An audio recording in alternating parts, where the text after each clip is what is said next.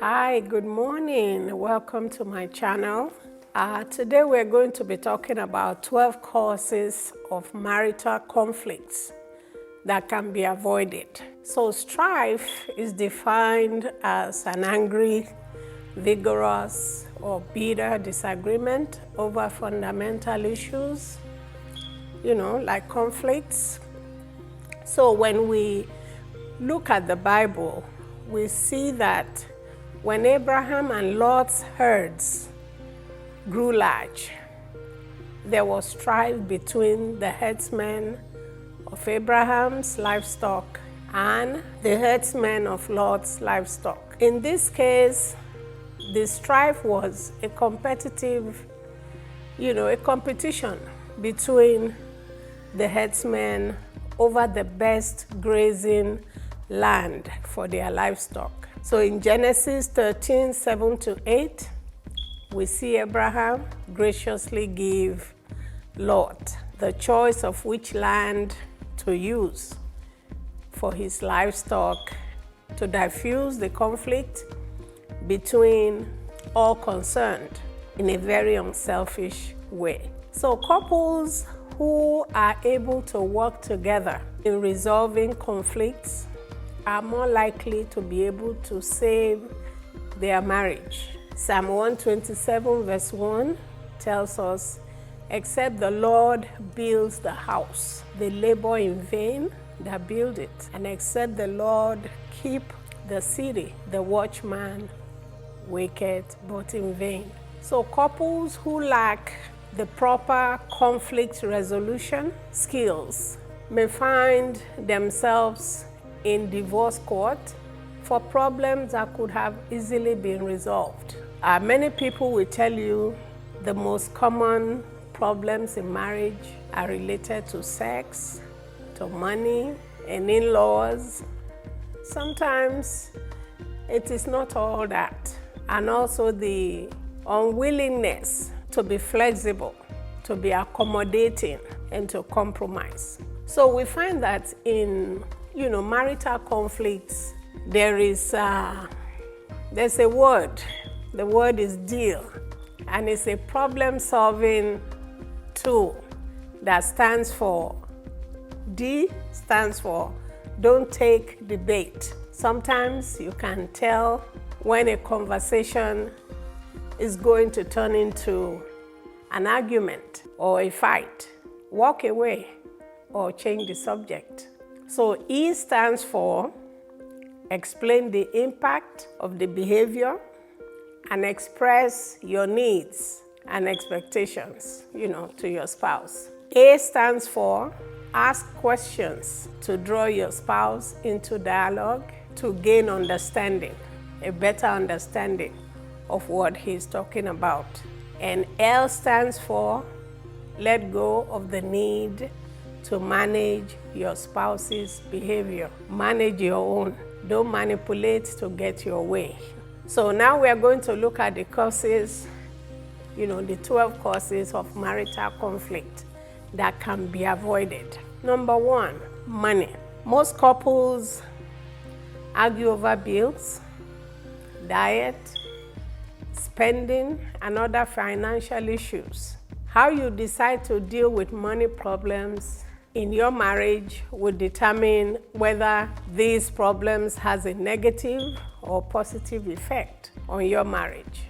We see in 1 Timothy 6 verse 10, "For the love of money is the root of all evil, which some coveted after, they have erred from the faith and pierced themselves through with many sorrows." For the love of money is the root of all evils.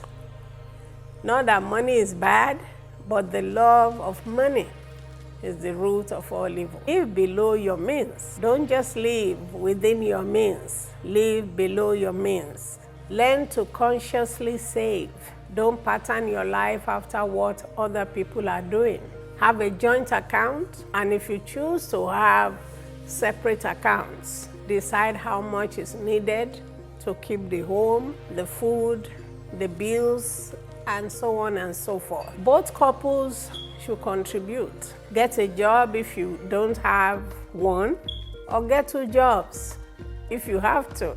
Cut your coat according to your cloth, not your size anymore. Avoid putting all the burden on one spouse.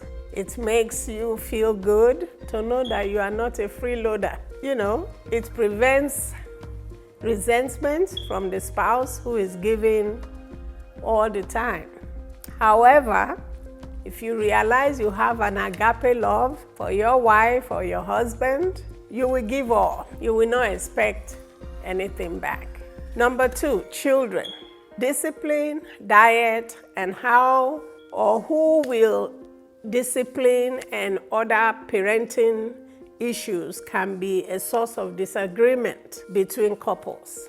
A child is the number 1 stressor in a marriage and can accentuate differences in beliefs on issues like how to discipline, who is responsible for most of the child care, or what educational options to choose, So these are stuff that you have to sit down and talk about. Number 3, sex. Frequency, quantity, quality, and infidelity are all common sources of stress and disharmony in a marriage. Withholding sex to punish a spouse breaks the marital bond. Cheating on a spouse destroys trust. Sex can be a huge issue when it comes to undoing the vows you took. Your body does not belong to you.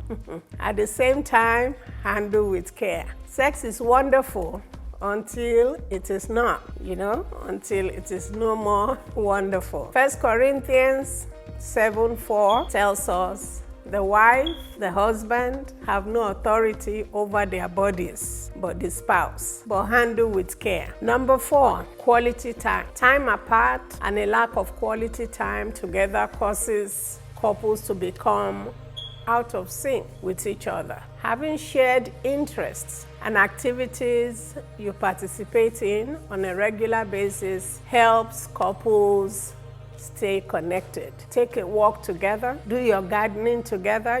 There are little things that you can do together if you love, doing that. So find little things that interest both of you that you can do together. It's difficult, it's hard, but you can find little things that you can do together. Couples that live in different cities, different country may have, such problems. Work schedules can take away spending quality time together. The wife works night shifts, the husband works during the day, so you hardly see each other, except maybe once a week. Deliberately create time for one another. Military couples fall victim to this problem in their marriage. Enduring long deployments and consent.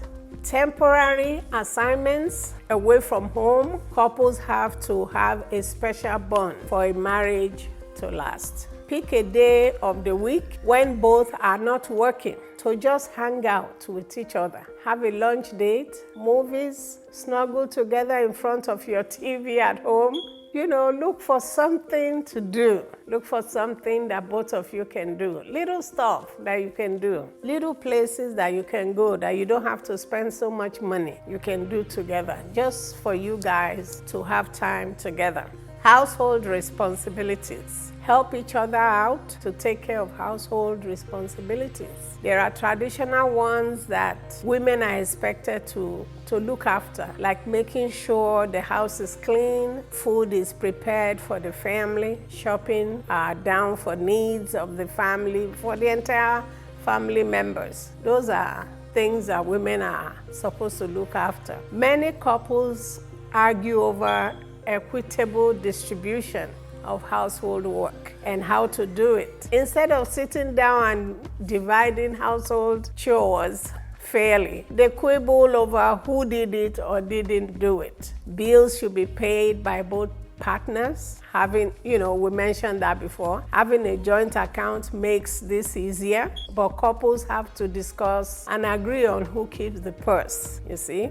That is very interesting. Whoever is prudent with money is best advised to manage the finances of the family. So bills are paid, roof over your head, food, clothing, and still be able to exercise projects like buying a house, vehicles, or send money to family members, send children to school, further your education as well. Those are things you have to look at. But if you choose to keep your pay separate, that is good too. But you have to decide, how do you manage your home? Don't expect one person to just be the one managing the home. If your husband is very rich and he decides, oh, okay, you don't have to add any money, that's fine too. That is fine. If it is the wife that is very rich and decides, oh, don't worry, I'll take care of everything, that is wonderful. So avoid the dogma, your money belongs to the family as the head of the family, and mine belongs to me. Share, share, share. You can't take it anywhere. So try to share. The love bond has to be shared. Number 6, friends. Not all friends are helpful to relationships. Some of them are toxic. Be sure you know the difference between a friend who will enhance your relationship and the one who will break it down. Irritable habits, that's number 7.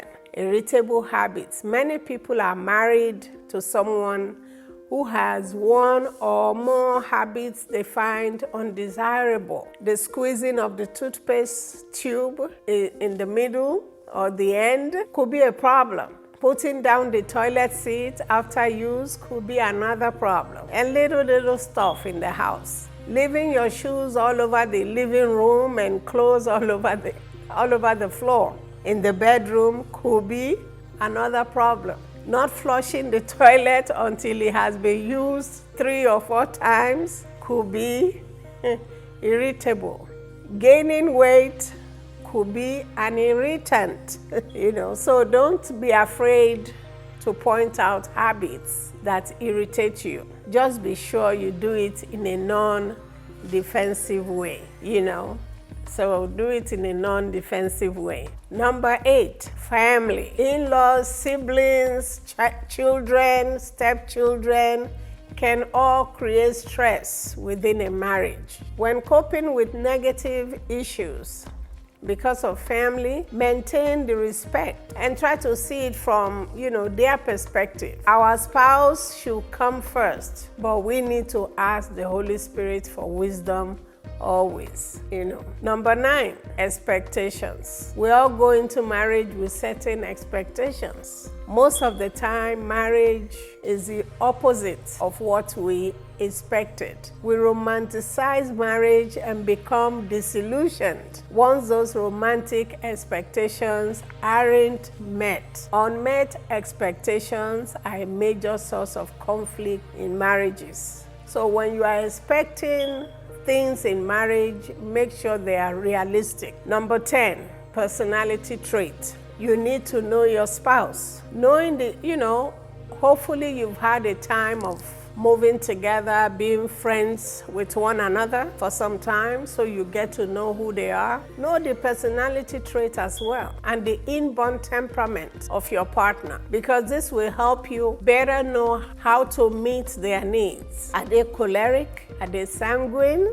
Are they phlegmatic? Are they melancholy? Or are they supine? Knowledge of their temperament explains why they do what they do and what makes them happy. I have a book here that is called Before and After You Say I Do. This is a book on marriage. It will help, you answer those questions of, is she sanguine? Is she melancholy? Is she supine? So this is something you can get from us. I also have a workbook that goes with the book. It's called Before and After You Say I Do workbook.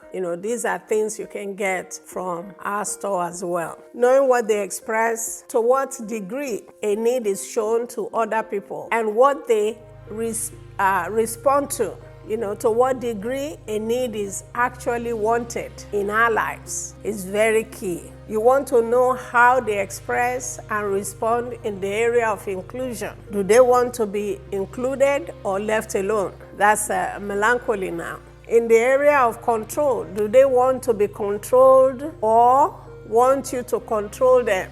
That's a sanguine. Does she want you to control her? Does she want to control somebody else? Those are areas that you need to know. And in the affection area, are they huggers or one that says, keep your hands off me?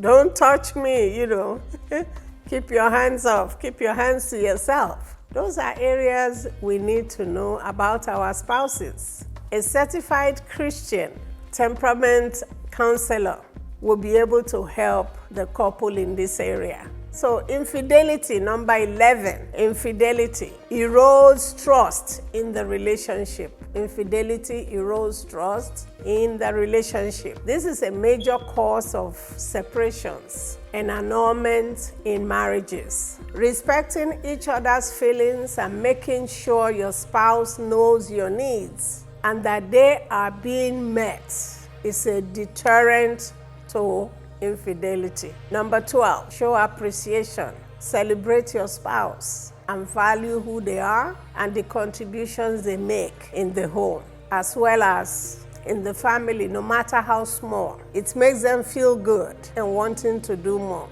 when you appreciate them. You can appreciate your spouse in so many ways. Through the words you say to them, buying them a gift, taking them out, just showing that you appreciate them, that they are useful, they will appreciate it too. Thank you for being with us today. It's been nice having you. We look forward to having you next week when we upload another video. Thank you. Don't forget to press the subscription button, so that you can listen to what we have. And God bless you. Thank you.